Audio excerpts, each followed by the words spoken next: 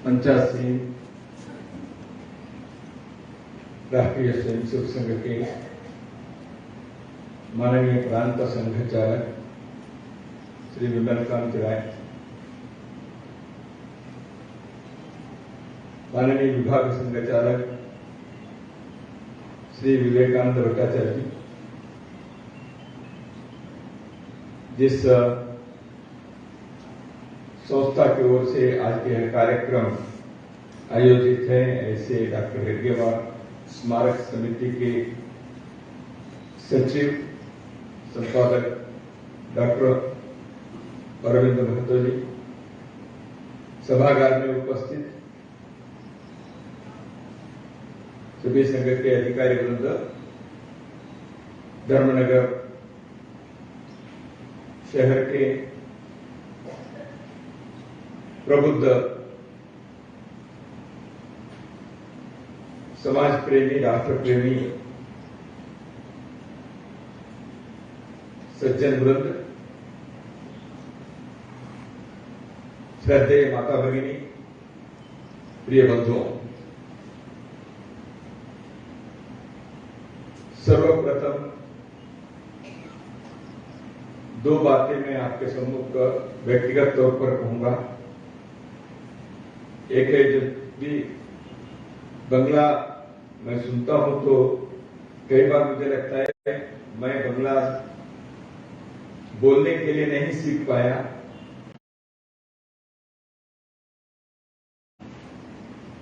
दूर के दक्षिण भारत के व्यक्ति बंगला सीखना आसान भी नहीं है, लेकिन बंगला भाषा के बारे में जो सम्मान और प्यार है वो कई कारणों से त्रिपुरा और बंगाल के इस भारत के प्रमुख हिस्से में जब भी प्रवास करता हूं तो सुनता हूं और कुछ बातें समझता भी हूं, परंतु मुझे आपसे आज हिंदी में ही बात करनी पड़ेगी। और दूसरी बात, इस कार्यक्रम में आपने स्नेह से, आत्मीयता से जो हमारा स्वागत किया, इसके लिए मैं हृदय से आभारी हूं। डॉक्टर हेडगेवार समिति से, स्मारक समिति से इस कार्यक्रम का आयोजन किया तो उन्होंने मुझे कहा कि धर्मनगर के प्रबुद्ध नागरिक वृंद के सामने कुछ विषय रखना है। तो विषय क्या है वो भी उन्होंने मुझे बताया। वैश्विक परिस्थिति में भारत और हमारी भूमिका। तो मैंने कहा इस विषय के तो बहुत अध्ययन किए हुए विद्वत्ता तो मेरे पास है नहीं, तो मैं तो संघ के एक सामान्य कार्यकर्ता हूं। संघ के बारे में आप पूछेंगे तो मैं बोल सकूंगा, विश्व की परिस्थिति वगैरह वगैरह बता दिया। लेकिन संघ के जिस दायित्व पे आज मैं हूं तो स्वाभाविक रूप से विश्व के बारे में थोड़ा सोचना वगैरह तो करना ही पड़ता है। और भारत के लोगों के जो एक स्वभाव है ना, वो स्वभाव हमेशा सारे विश्व के बारे में सोचने के स्वभाव है हमारे।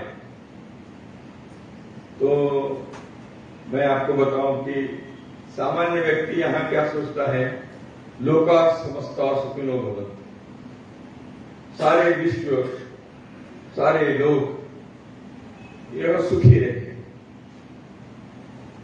हमारे लोगों ने कभी भारत के लोग सुखी रहे, हिंदू सुखी रहे, ऐसे भगवान से प्रार्थना नहीं की। सकल चराचर सृष्टि ये सब आनंद से, खुशी से, प्रसन्नता से रहे, यही हमारी कामना है, यही हमारे विश्व मंगल के कामना है। छोटी मोटी बात हमारे लोगों ने सोचा नहीं। हमारे सामान्य लोग कैसे?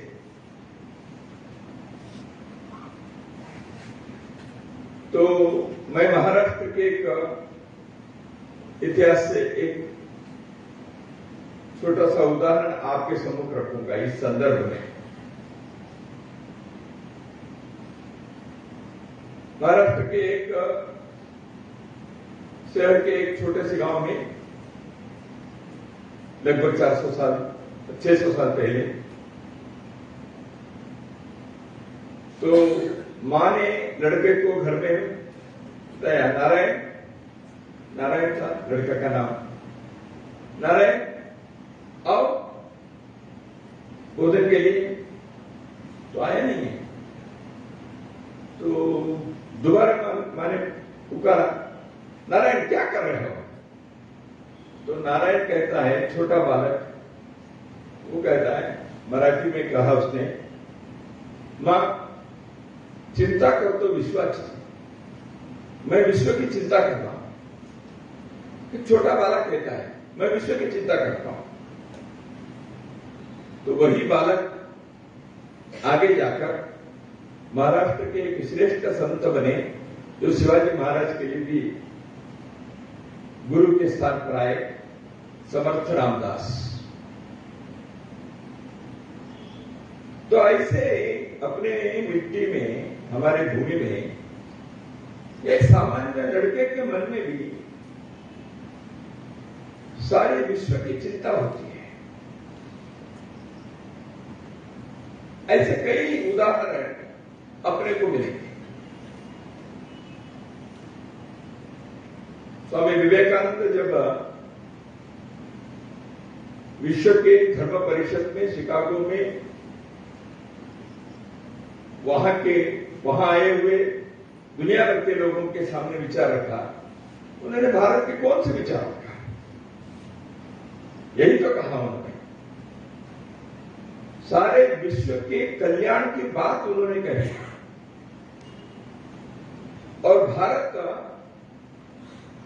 विश्व के मंगल की कामना करता है।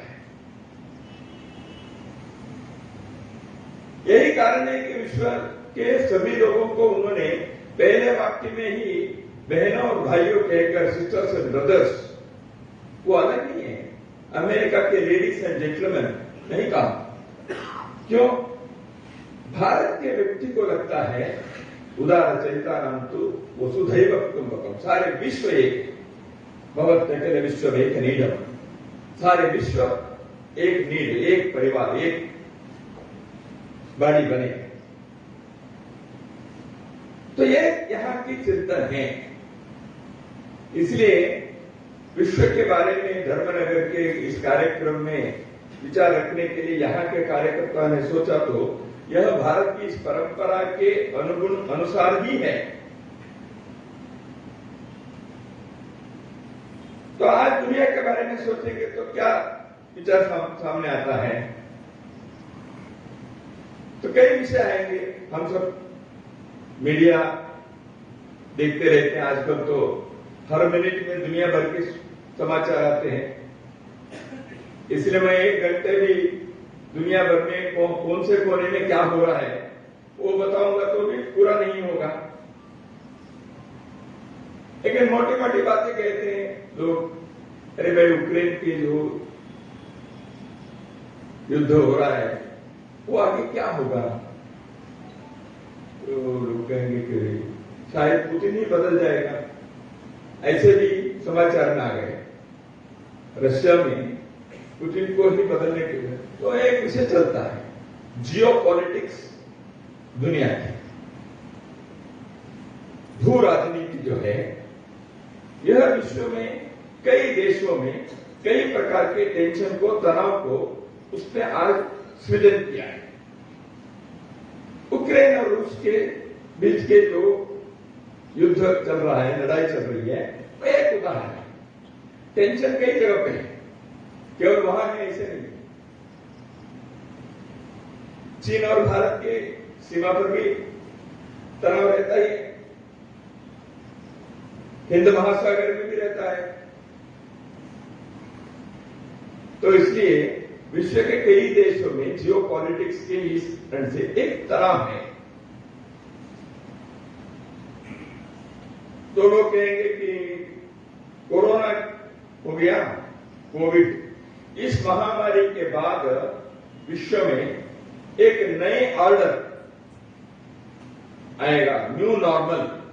ऐसे कोविड के पीक जब था, पहला लहर, दूसरा लहर, उस समय दुनिया भर के कई विद्वान लोगों ने इंटरव्यू दिए, लेख लिखा, भाषण हुए उनके, सबने कहा अब दुनिया बदल गई। कितने बदले हम सब अनुभव कर रहे हैं, लेकिन कुछ तो उसका असर हुआ है, नहीं हुआ ऐसे नहीं है। विश्व के मानवता के जीवन में ऐसे कई बातें किसी न किसी प्रकार से उसके असर होने के कारण मनुष्य सोचना शुरू करता है, वो नए रास्ते खोजता है, नए चिंतन, नए विचार से जीवन को और अच्छा बनाने के लिए क्या कर सकते हैं विचार करता है। अपनी समस्या के, चुनौती के, संकट के अनुभव से उसको पार करते हुए वो नए नए रास्ते खोजने में अपने बुद्धि लगाता है। विज्ञान के नए नए आविष्कार होते हैं, तंत्रज्ञान के, टेक्नोलॉजी के नई चीजों को वो सामने लाता है। अब देख रहे हैं 100 साल के अंदर विश्व के विज्ञान की, तंत्रज्ञान की जो प्रगति हुई है, वो मनुष्य को कहां से कहां तक लाकर रख दिया। आर्टिफिशियल इंटेलिजेंस, वर्चुअल रियलिटी, कई प्रकार की ऐसी चीज आज आ गई है। वो सारी चीज मनुष्य जीवन के अन्य क्षेत्रों में भी उसके असर होते हैं। कृषि के क्षेत्र में होता है, किसान को मौसम के बारे में सही जानकारी देने के तंत्रज्ञान तो बहुत वर्ष पहले आए। तो ऐसे कई विषय होते हैं। अब डॉक्टर्स रोबोटिक सर्जरी करते हैं। तंत्रज्ञान के इन नए आविष्कारों के कारण मनुष्य जीवन कैसे सुखी हो, यह प्रयत्न मनुष्य करता है। लेकिन इन सारे विषयों में मनुष्य के जीवन के स्तर अच्छा हुआ है क्या? क्या विश्व में संकट नहीं है, कष्ट नहीं है? वो भी नहीं। कई लोग अभी भी जीवन के, प्रतिदिन के जीवन जीने के लिए भी तरसना पड़ता है उनको। हम विश्व में कई देशों में परिस्थिति देखते हैं।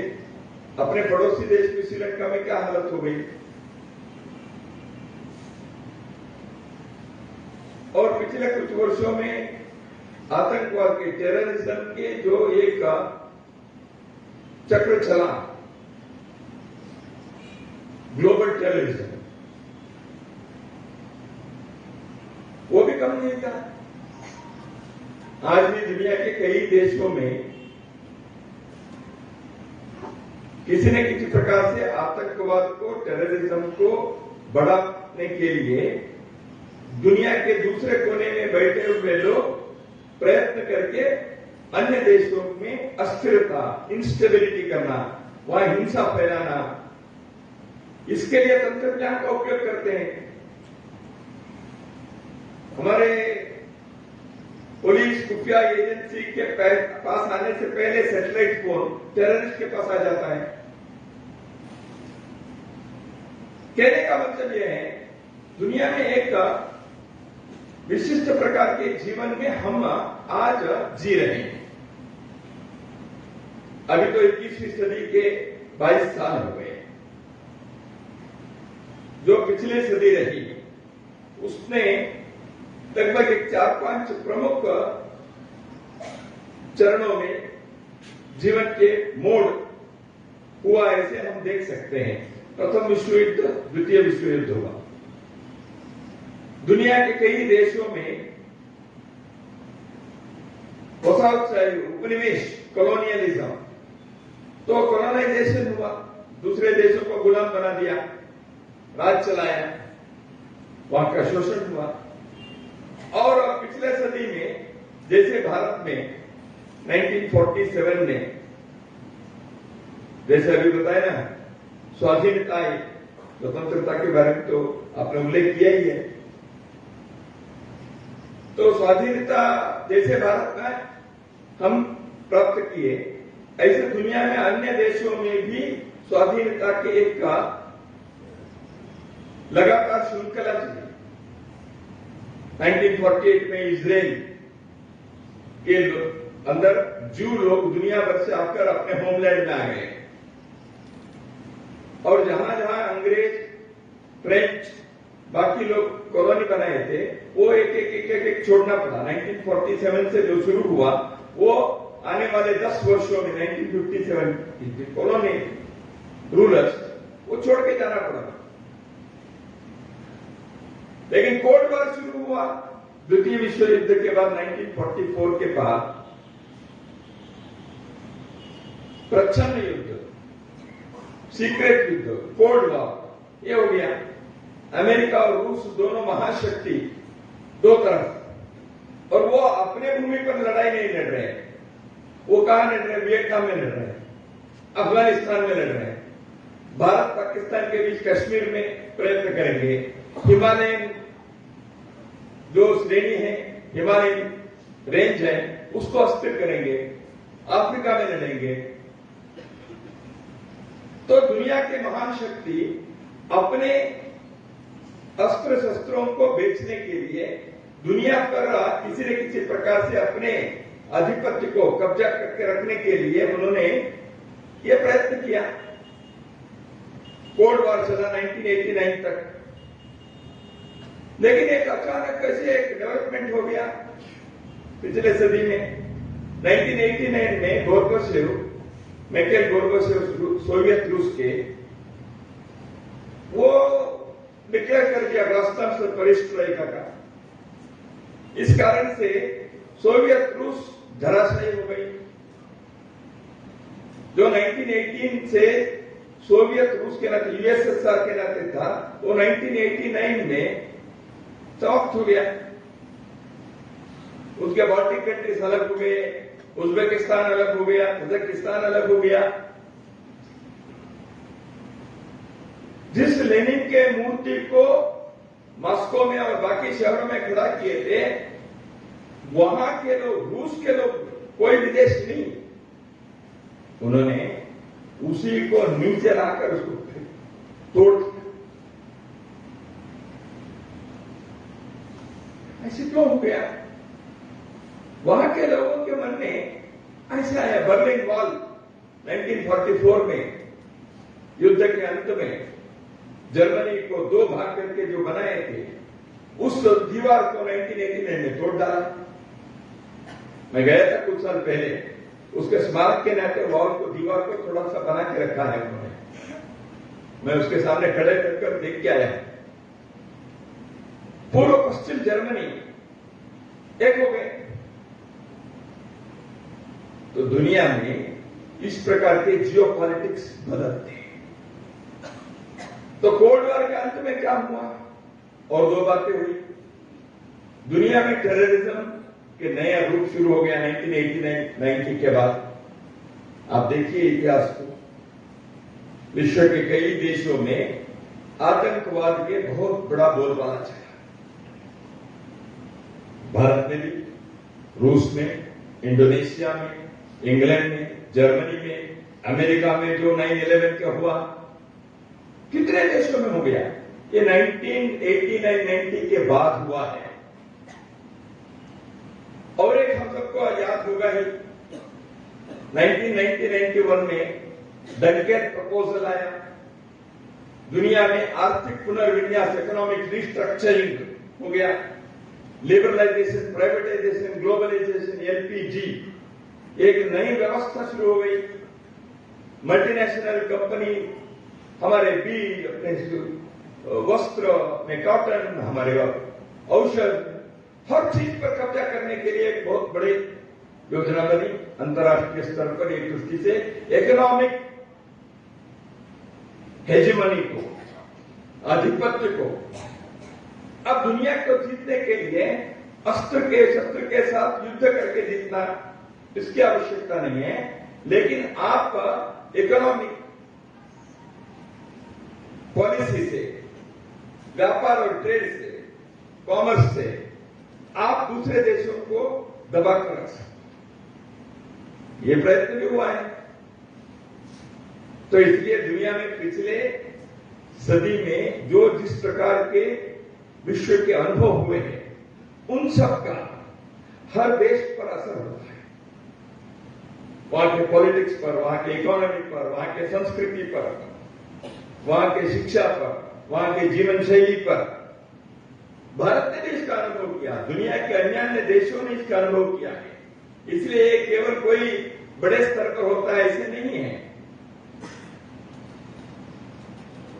तो इसलिए इन चीजों के बारे में हम जब देखते हैं, आज विश्व में एक विशिष्ट प्रकार की स्थिति में हम हैं।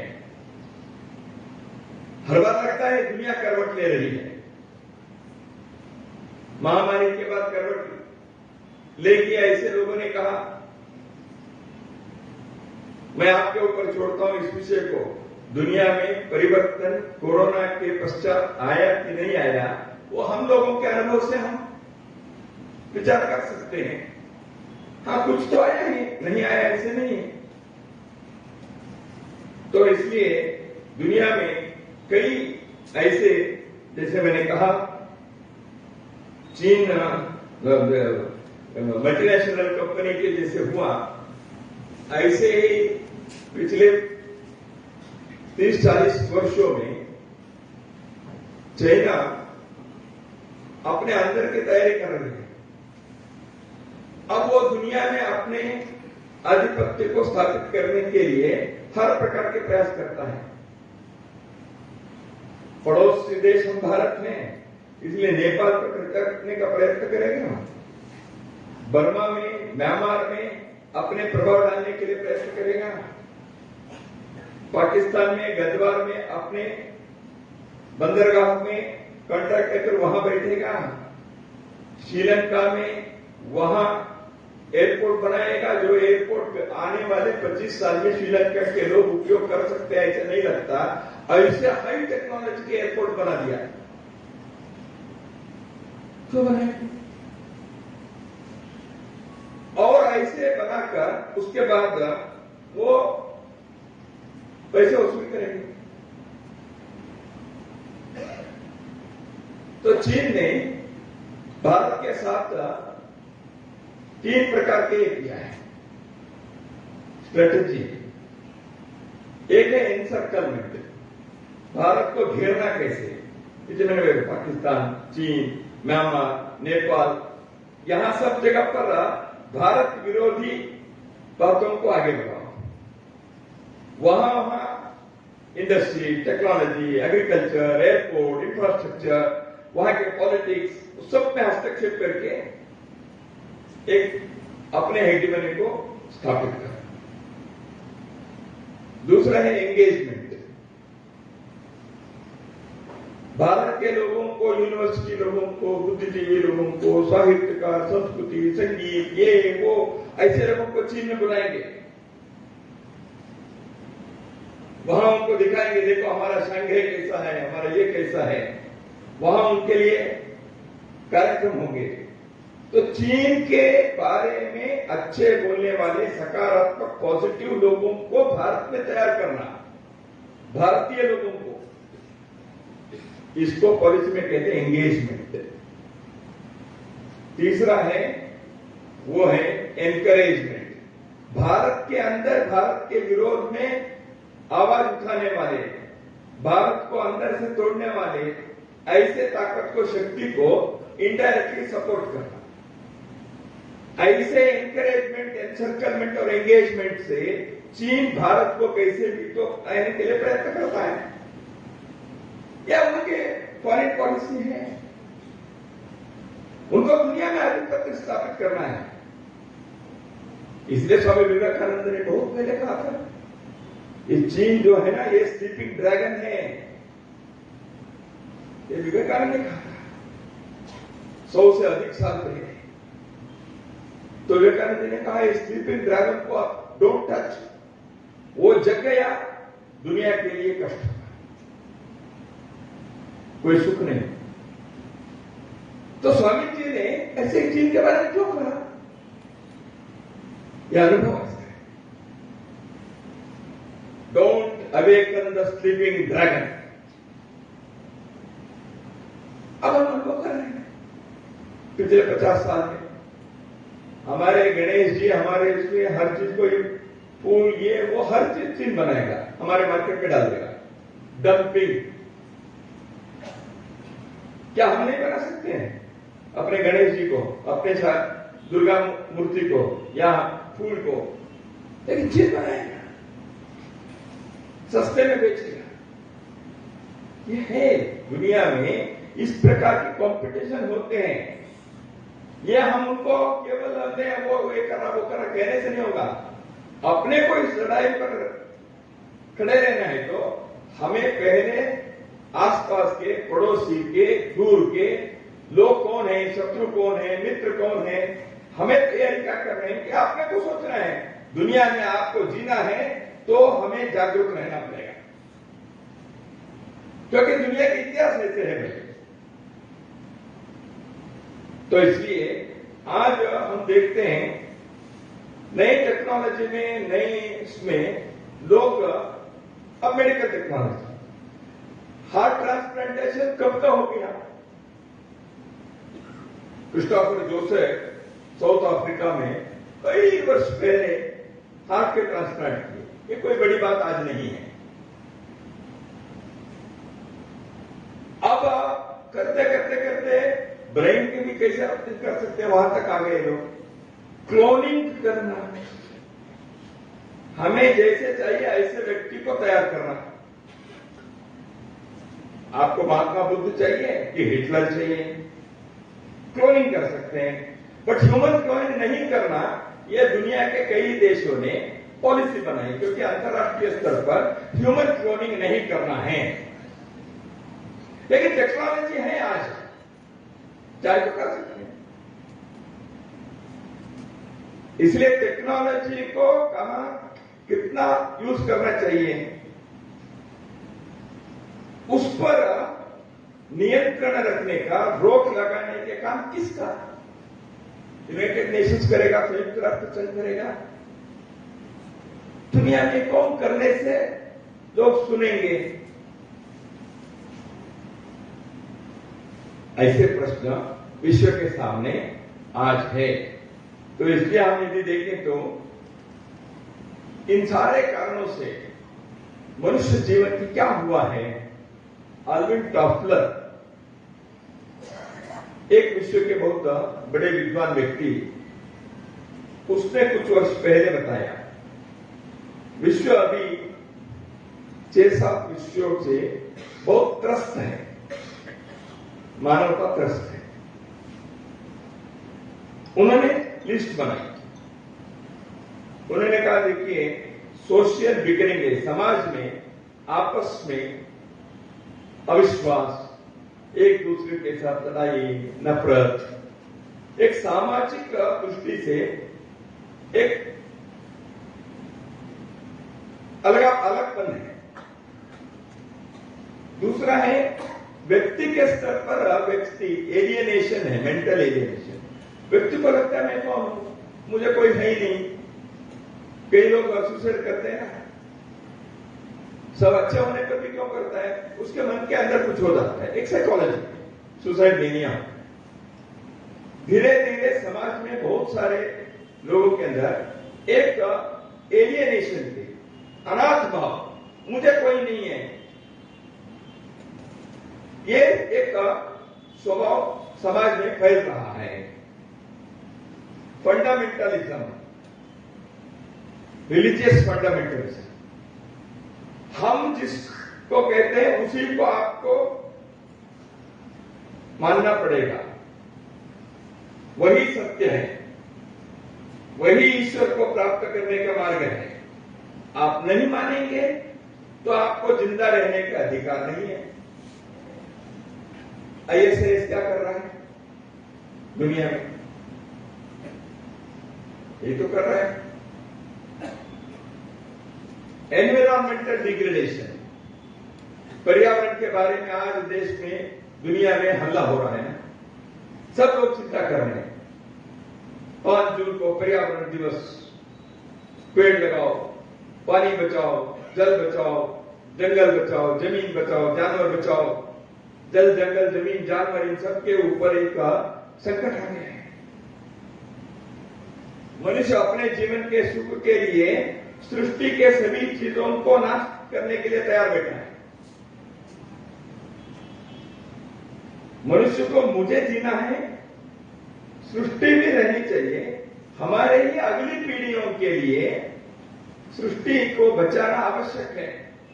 हमारे पूर्वजों ने जल को, नदी को, जंगल को, जानवर को बचाकर सादगी के जीवन से, संयम से, सृष्टि के प्रति भक्ति, श्रद्धा और प्रेम से रहने के कारण आज हम इन सब चीजों का अनुभव करते हैं। यदि हम इसको नष्ट कर दिया, हो रहा है एनवायरमेंटल डिग्रेडेशन, पर्यावरण के जो नष्ट हो रहा है, हानि हो रही है। दुनिया में कहते हैं जल के संकट ऐसे हो जाएगा, दुनिया भर में हाहाकार मचेगा। इसलिए अंतर्राष्ट्रीय स्तर पर एक ब्लू पॉलिटिक्स भी चलता है। समुद्र के जल के जो पानी के जो रंग है वो तो ब्लू है, तो इसलिए इसके पॉलिटिक्स भी चलता है। ऐसे अंतर्राष्ट्रीय स्तर से अध्ययन करने वाले, विचार करने वाले, सेमिनार करने वाले लोग इस विषय के बारे में संकेत किया है। तो इन सारे विषयों के साथ साथ कंज्यूमरिज्म बढ़ेगा, लोगों को चीजों को खरीदने की इच्छा है।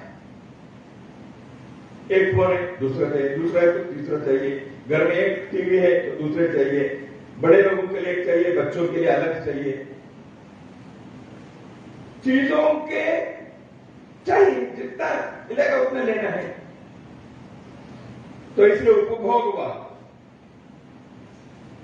मनुष्य के इच्छा की कोई सीमा नहीं होती, सब कुछ चाहिए।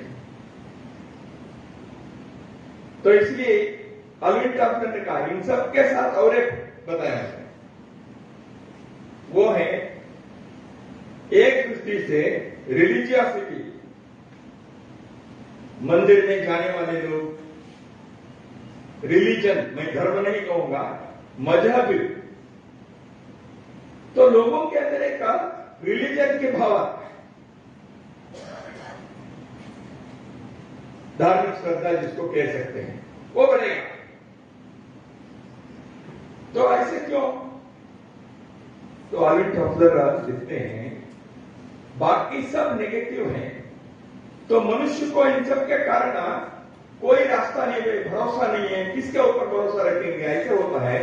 तो वो सोचता है केवल भगवान ही हमको बचाएगा, इस कारण से ये बढ़ेगा।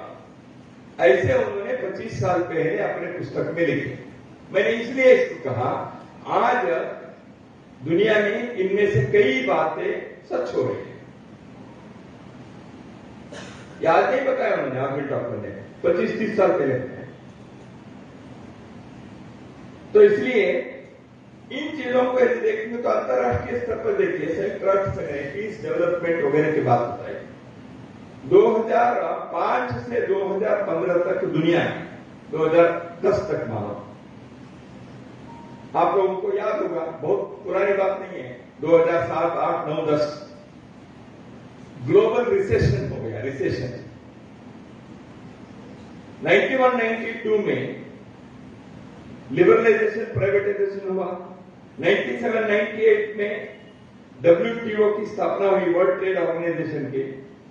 केवल 5 साल के बाद WTO के बारे में अध्ययन करते हुए अंतर्राष्ट्रीय स्तर पर लोगों ने रिपोर्ट छापा, ग्लोबलाइजेशन से कोई लाभ नहीं हुआ, दुनिया में आर्थिक उन्नति जितने हमने सोचा था वो नहीं हो रही है। लोगों के सुख के लेवल जो बढ़ना चाहिए था नहीं हुआ। ये विद्वानों ने ग्लोबलाइजेशन से लाभ नहीं हुआ, उन्होंने लिख दिया। UNDP, United nation development project के जो रिपोर्ट है वो कहता है। तो इसलिए उन्होंने क्या बताया, और एक चीजें बनाई, वो है ग्लोकलाइजेशन। ऐसे उन्होंने एक नई शब्द, ग्लोबलाइजेशन और लोकलाइजेशन। कुछ चीजें आपको विश्व के स्तर पर सोचना पड़ेगा, कुछ बातें आपको लोकल स्तर पर करना पड़ेगा। इकोनॉमी में, इंडस्ट्री में, उद्योग में, जीवन के कई विषयों में आपको ग्लोबल भी रहना है, लोकल भी रहना है। ये दोनों के मिक्स करके हमको संतुलन से, समन्वय से बैलेंस करके रखना पड़ेगा। इसलिए उन्होंने ग्लोकलाइजेशन ऐसे एक नए शब्द को उन्होंने दुनिया के सामने रखा, एक कॉन्सेप्ट को, एक विचार को रखा, वो भी चला। तो उस समय जो शांति के लिए, डेवलपमेंट के लिए गए थे, ग्लोबल रिसेशन हो गया, ग्लोबल टेररिज्म हो गया, और एक हो गया ग्लोबल वार्मिंग जो एनवायरमेंट के कारण हुआ। ये ग्लोबल वार्मिंग हो गया, ओजोन के पत्र जो है वो छेद हो रहा है, ये भी आया विषय। तो इसलिए सब जगह पर चिंता चली, अर्थ समिट्स हुए, पृथ्वी सम्मेलन हुए, इस पृथ्वी को, प्लैनेट को कैसे बचाना है। वैश्विक परिस्थिति के इन सारे चीजों को यदि हम देखते हैं तो विश्व कहां जा रहा है। मनुष्य को कई प्रकार की सुविधा मिली है। आप देखो, मनुष्य के लिए अभी कई सर्जरी आ गई, मेडिसिन आ गए, कृषि क्षेत्र में कई प्रकार के नए नए बात आने के कारण लोगों को कम क्षेत्र में अधिक फसल करना, फूड सिक्योरिटी को ध्यान में रखकर दुनिया में होना चाहिए। अभी भारत में 1998-99 में राष्ट्रपति बनने से पहले डॉक्टर अब्दुल कलाम जी ने कहा था, भारत में 320 मिलियन टन अपने को खाद्यान्न उत्पाद होने चाहिए। हम अभी खाद्यान्न में आज एक दृष्टि से हम आत्मनिर्भर हैं। 50 साल पहले कई लोग, अपने बचपन को याद करिए, PL480 करके अमेरिका से गेहूं लाकर हम दुनिया के सामने कटोरा लेकर घूम रहे थे, भारत के लोग। लेकिन बाद में ग्रीन रेवोल्यूशन हुआ, एक होते होते आज भारत उस स्थिति पर आया। इतना ही नहीं है, पिछले 1.5 साल से 80 करोड़ लोगों को, उनके परिवारों को भारत सरकार खाद्यान्न दे रहा है, अनाज दे रहे हैं। इतने नहीं, दुनिया के अन्य देशों को, श्रीलंका जैसे जहां परिस्थिति गंभीर है, वहां के लोगों के लिए भारत अब सहायता करने के लिए आगे बढ़े। अब्दुल कलाम जी ने कहा था, रिलायबल 24 आवर इलेक्ट्रिसिटी, यह भारत के उन्नति के लिए आवश्यक है। 98-99 में अब्दुल कलाम जी ने अपने पुस्तक 2020 में लिखा था। आज भारत में बहुत ही कम कोई गांव बचे हैं जहां इलेक्ट्रिसिटी नहीं है। तो इसलिए तरक्की हुई है, प्रगति हुई है। भारत ने आज वैक्सीन खोज निकाला, केवल भारत के लिए नहीं, दुनिया के लिए दिया, कई देशों के लिए। हम आगे बढ़ रहे हैं। तो इसलिए वैश्विक परिस्थिति में कौन सी बातों के बारे में आज ध्यान देना पड़ेगा। इकोनॉमी में भारत का पहले 6 देशों में भारत है आज। अभी स्टैनफोर्ड यूनिवर्सिटी के नोबेल पुरस्कार मिले प्रोफेसर माइकल सेलो ने अभी बताया, भारत का दुनिया के टॉप 6 कंट्रीज में है इकोनॉमी में। कर सकते हैं। तो ऐसे हम कई विषयों में आगे तो बढ़ रहे हैं, लेकिन आप विश्व की स्थिति में देखें तो भारत में कई विषयों के बारे में अपने सोचना पड़ेगा। विश्व में जिस परिस्थिति के कारण एक मतवाद, फंडामेंटलिज्म, मनुष्य को किसी न किसी प्रकार से तंग करने के लिए हिंसा के उपयोग करने वाले लोग, उनके मंशा क्या है, एजेंडा क्या है, व्हाट इज देयर पर्पस, पता नहीं चलता। लेकिन ये दहशत फैलाना है, तो ऐसी स्थिति को कैसे हम दूर करेंगे? दुनिया को, सभी को एक ही रिलीजन के अंदर डालना है, भारत ने कभी नहीं सोचा। एकम सद्विप्राह बहुधा, भारत ने यह सोचा दुनिया के लोग अपने अपने रिलीजन अपने अपने करेंगे, लेकिन हम सभी सुख से शांति से रहना है तो एक दूसरे के सहयोग से रहें। नहीं, लेकिन कुछ लोगों को लगता है दुनिया में सभी को एक ही रिलीजन में लाना है, या तो उनको धर्मांतरित करो या तो उनको गन पॉइंट पर बताओ, बदलो।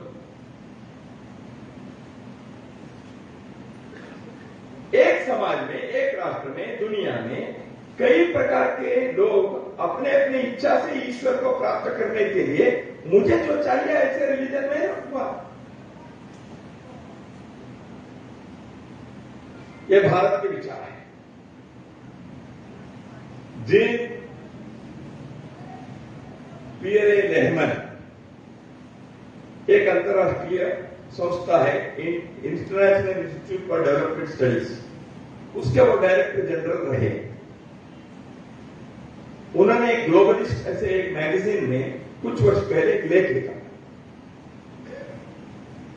उस लेख में पॉलीथीइज्म और मोनोथीइज्म यानी एकेश्वरवाद, बहु ईश्वरवाद,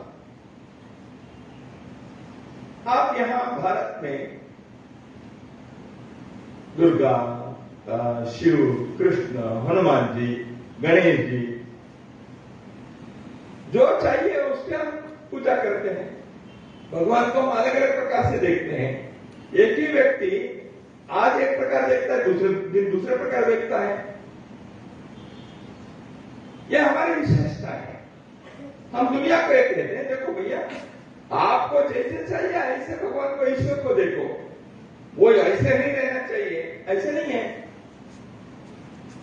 साकार सद्गुण ईश्वर हो सकता है, ब्रह्म हो सकता है, निराकार निर्गुण ब्रह्म भी हो सकता है। मैं किसी मूर्ति को नहीं जानता, मत मानो, लेकिन दूसरे के ऊपर थोपने के आपको अधिकार नहीं है। ऐसे ही होना चाहिए, this is the only way. जो इसके खिलाफ है वो मेरे खिलाफ है, इसलिए उनको जीने का अधिकार नहीं। इसलिए जीन पियरे रहमान ने उस लेख में लिखा, देखिए भारत के लोग, उनके हजारों वर्षों की संस्कृति कहती है आप कई प्रकार के ईश्वर के रूप को देख सकते हैं। ईश्वर एक है, भगवान एक है, उनके रूप अलग हो सकते हैं। हमने उसको पुरुष रूप में देखा है कि स्त्री रूप में देखा है, भारत के स्त्री रूप में भी देखा है, शक्ति, दुर्गा, जगत जननी, अभी आपने विश्व जननी की गीत सुना, तो हमने स्त्री रूप में भी देखा है, हमने पुरुष रूप में भी देखा है, अर्धनारीश्वर रूप में भी देखा है। भारत ने पशु, जंतु, प्राणियों में भी ईश्वर को देखा है। जड़ चेतना में ईश्वर को हमने देखा है, पूजा किए हैं। घर में नई गाड़ी आई है, उसको भी फूल माला डालकर आरती करके, क्यों हमने सोचा ये इसके अंदर भी भगवान है, पेड़ में भगवान है, नदी में भगवान है, ईश्वर है। ऐसे सोचने वाले जो लोग हैं, ऐसे समाज है, ऐसे संस्कृति है, वो दुनिया के लिए शांति लाएंगे। ये जीन पियरे रहमान ने अपने लेख में लिखा। इसलिए ऐसे देश के लोगों को दुनिया के लिए उनके जो संदेश है, वो देने के लिए हमें प्रोत्साहन करना चाहिए। यह उनका लेख है। तो इसलिए आज झगड़ा किस कारण से? मनुष्य के अंदर शांति नहीं है,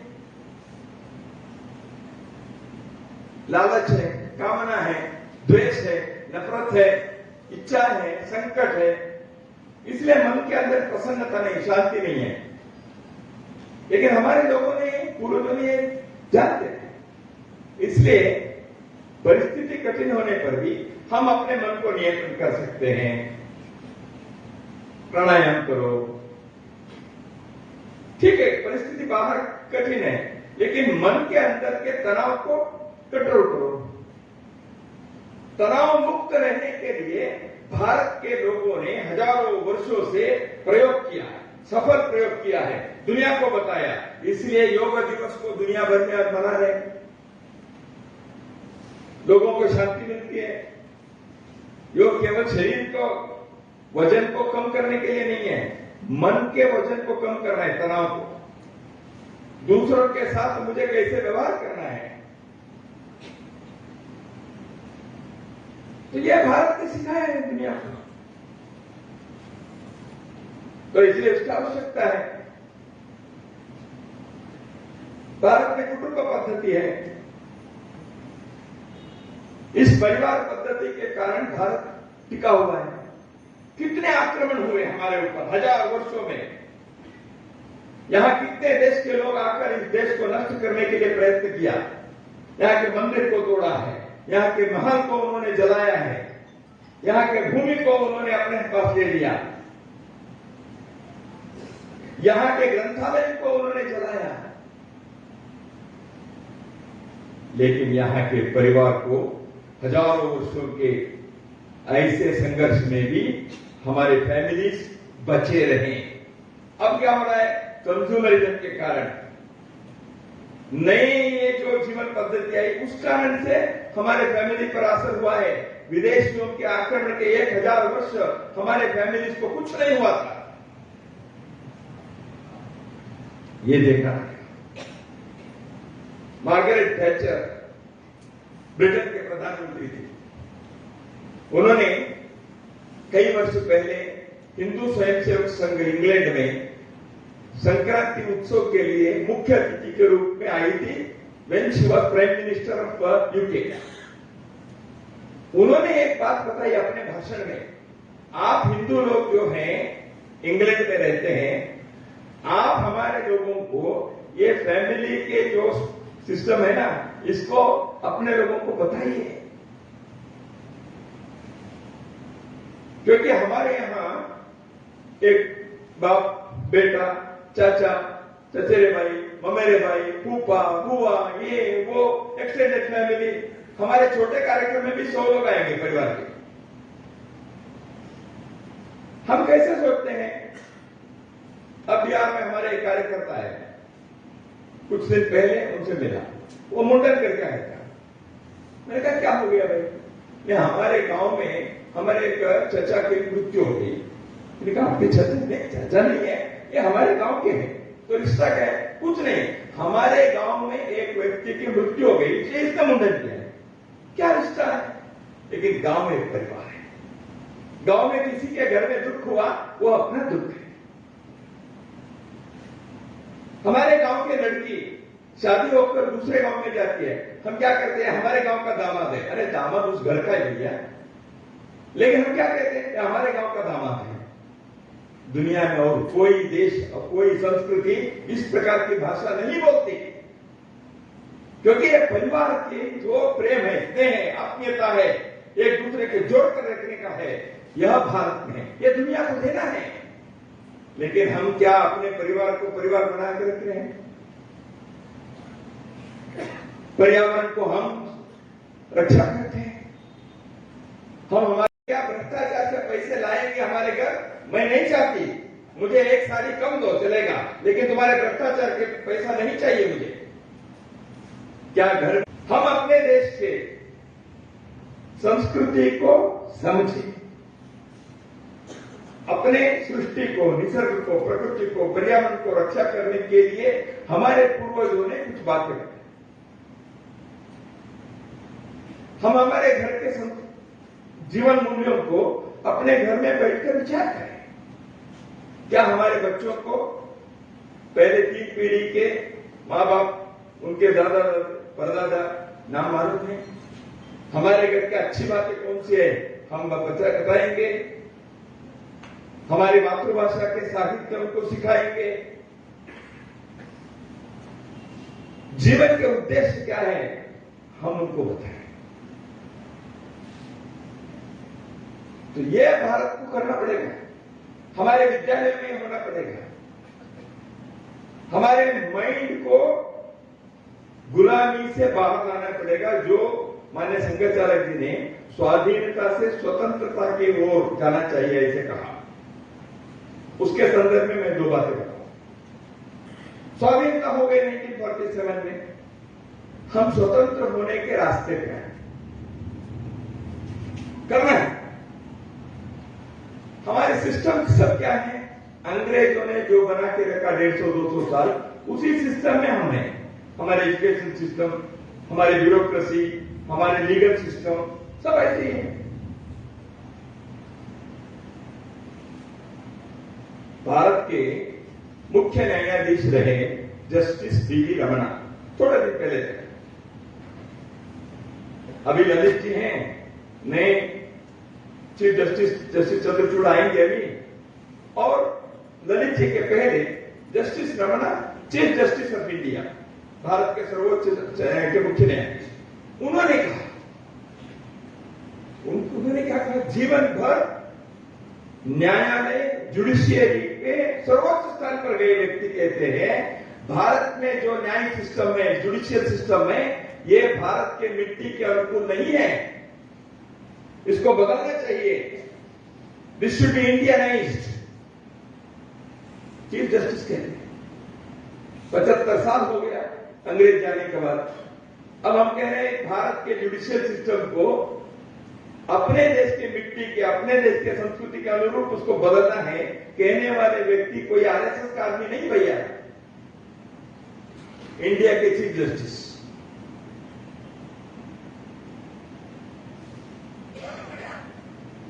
बदलना चाहिए।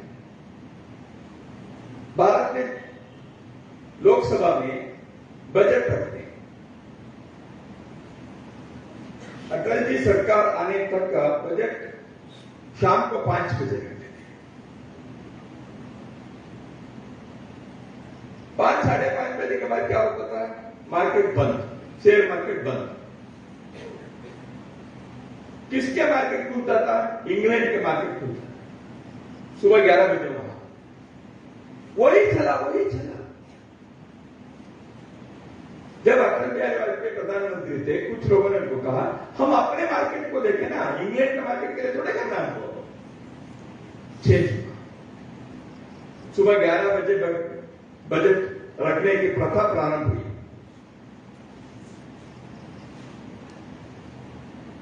दिल्ली में राजपथ को कर्तव्य पथ कहना पड़ा, इलाहाबाद को प्रयाग कहा, फैजाबाद को साकेत बनाया। ये केवल एक शब्दों के खेल नहीं है, एक मानसिकता को बदलने हैं। गुलामी मानसिकता को स्वतंत्रता की ओर ले जाने हैं। जहां विक्टोरिया रानी की मूर्ति थी, वहां आज नेताजी सुभाष चंद्र बोस की मूर्ति है। कितने साल लगा? 1947 में हम स्वाधीन हुए।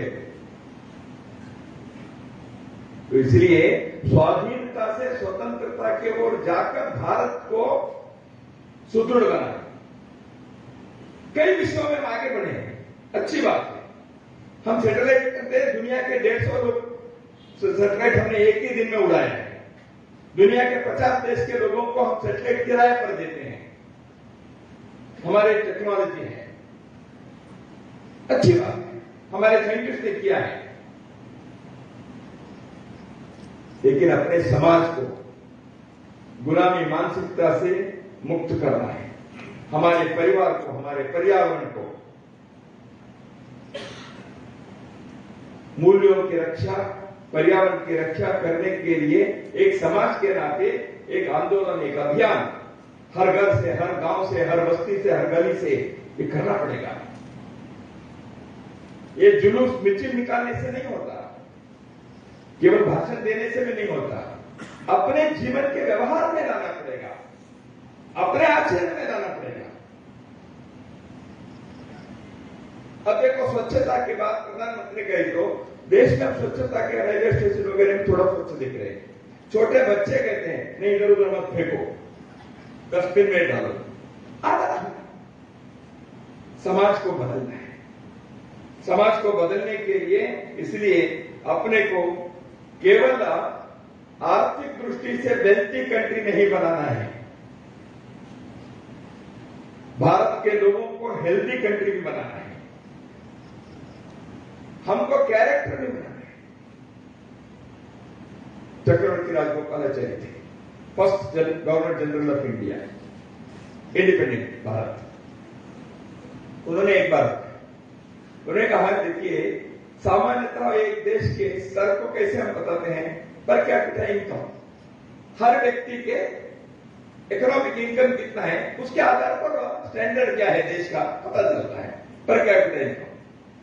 लेकिन राजा जी ने कहा ये तो ठीक है, वो मटीरियल लेवल से, लेकिन उन्होंने दूसरी बात बताई, पर कैपिटा कैरेक्टर कितना है,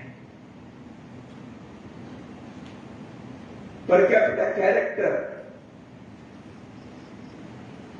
अच्छे खिलाड़ी मैच फिक्सिंग क्यों करते हैं? प्रॉब्लम नहीं कि नहीं, यानी अच्छे खिलाड़ी होने पर भी मैच फिक्सिंग करता है, there is some problem. PhD किए हुए वाइस चांसलर भ्रष्टाचार करता है, उसका पीएचडी, उसका वाइस चांसलर, उसके यूनिवर्सिटी की डिग्री का क्या मतलब रहा? चारित्र्यशील एक देश के लिए अत्यंत महत्व है। भारत के लोगों ने दुनिया को बताया, एतत् देश प्रसूतस्य सकाशात् अग्रजन्मना स्वं स्वं चरित्रं शिक्षेरन् पृथिव्या सर्वमानवा। दुनिया के लोगों सुनिए, इस देश में हम जन्मे हैं, हम दुनिया के बड़े भाई हैं, क्योंकि हम सबसे पहले दुनिया पर आए।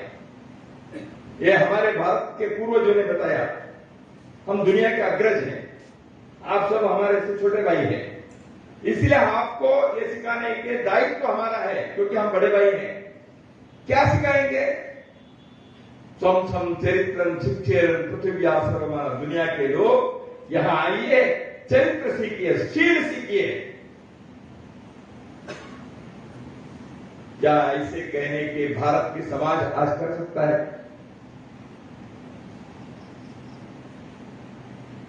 सत्य के लिए स्मशान में रहने वाले राजा हरिश्चंद्र की भूमि है। दुख को दूर करने के लिए सिद्धार्थ अपने राजमहल से पत्नी और बच्चों को छोड़कर भगवान बुद्ध बन गया।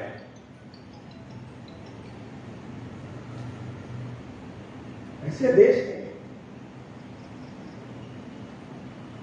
तो इसलिए चारित्र को, शील को कहते हैं, wealth is of nothing is of, wealth is of something is of, character is of everything is of. Bharat को ऐसे बनाने की आवश्यकता है। इसलिए दुनिया के लिए हम योग देंगे, दुनिया के लिए हम अनाज भी दे रहे हैं, दुनिया के लिए बहुत सारे दे सकते हैं, लेकिन देने वाले लोग चरित्रवान बने, जीवन मूल्यों के आधार पर खड़े रहने वाले बने, स्वच्छता और नैर्मल्य के बारे में ख्याल रखने वाले बने, संवेदना के आधार पर हिंसा के दूर करने वाले अहिंसावादी बने,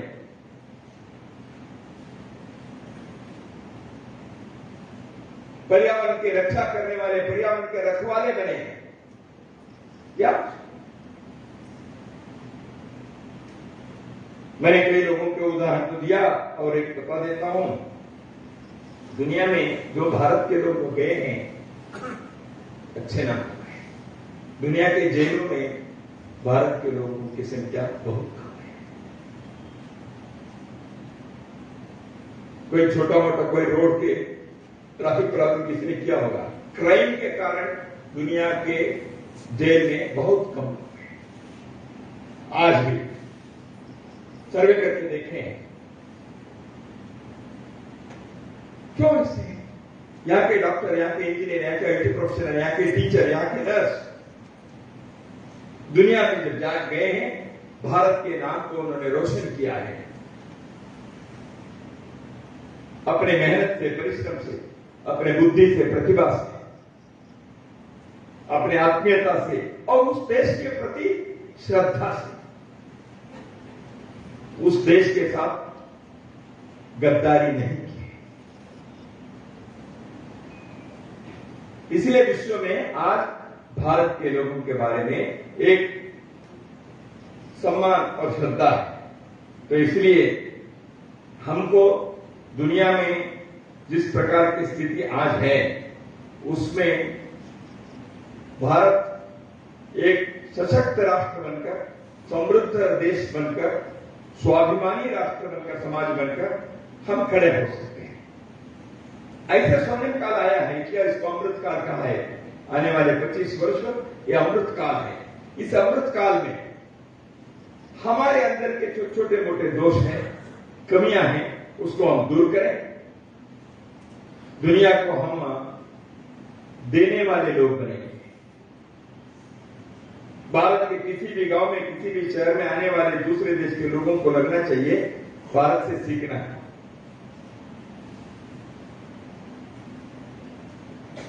अंतर्राष्ट्रीय स्तर पर कई बार लोग यहां जब आते हैं, भारत के बारे में क्या कहते हैं?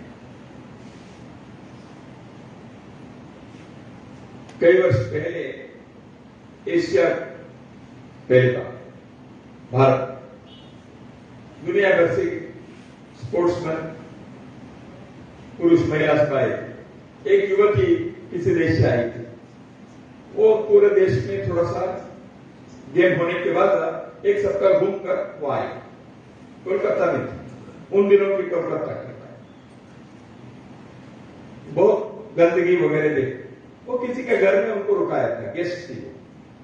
तो दूसरे देश से आई हैं, तो उस घर के मालिक ने अपने फ्रेंड्स और रिलेटिव्स को एक चाय पर बुलाया, परिचय वगैरह करने के लिए। बात तो थी, तो लोगों ने पूछा आपको कैसे लगा? अच्छा है, भारत अच्छा है, इंडिया अच्छा है, वो सब बताया। कलकत्ता कैसे है? अच्छा है, बढ़िया है, ये सब बताया। बाबा कुछ से तो कहेंगे। फिर भी उस सज्जन ने उन्होंने कहा नहीं मैडम, आपको कलकत्ता के बारे में कोई नेगेटिव तो नहीं लिखा, कलकत्ता के बारे में कोई आपको प्रॉब्लम तो नहीं आया? ऐसे बार बार पूछा। तो इतने बार पूछा तो वो सहन नहीं कर पाई। उसने कहा कलकत्ता बहुत गंदगी है, बहुत आपने यहां कचरा वचरा बहुत हो गया है। ऐसे उन्होंने एक बात कहा। तो उस सज्जन ने क्या कहा, madam do you know there are 1 crore people living in Kolkata. 1 crore लोग कलकत्ता में रहते हैं। इसका क्या है? गंदगी होगी। तो उस युवती ने कहा how many more people you want to clean Calcutta? आपको 1 करोड़ लोग हैं, आप इससे ज्यादा कितने लोग चाहिए भाई कलकत्ता को साफ रखने के लिए? यानी हर व्यक्ति सोचता है साफ करना मेरा काम नहीं है, वो तो म्युनिसिपैलिटी का, कॉर्पोरेशन का काम है, मुझे कचरा फेंकने का काम मेरा है। उदाहरण कोलकाता का है, मैं हर शहर के बारे में यही कह सकता हूं। कोलकाता के बारे में मेरे कोई ये नहीं है। मैं बेंगलोर का हूं, बेंगलोर में भी ऐसे होता है। यानी हम अपने शक्ति जो है ना समाज में, उस शक्ति का चैनलाइज करने चाहिए पॉजिटिव वे। इस सकारात्मक शक्ति को जागृत करने का कार्य राष्ट्रीय स्वयंसेवक संघ का है। आज डॉक्टर हेडगेवार स्मारक समिति से कार्यक्रम हो रहा है। डॉक्टर हेडगेवार विश्व के बारे में 1920 में नागपुर में उस समय के इंडियन नेशनल कांग्रेस के कॉन्फ्रेंस हुआ था। उसमें वो वॉलंटियर्स के बारे में व्यवस्था देख रहे थे। उनका आयु 30 साल का था। उस सम्मेलन में उन्होंने एक प्रस्ताव रेजोल्यूशन के लिए सुझाव दिया। वो सुझाव क्या था? दुनिया के देशों को पूंजीवाद के चंगुल से मुक्त करना चाहिए। राष्ट्रीय स्वयंसेवक संघ के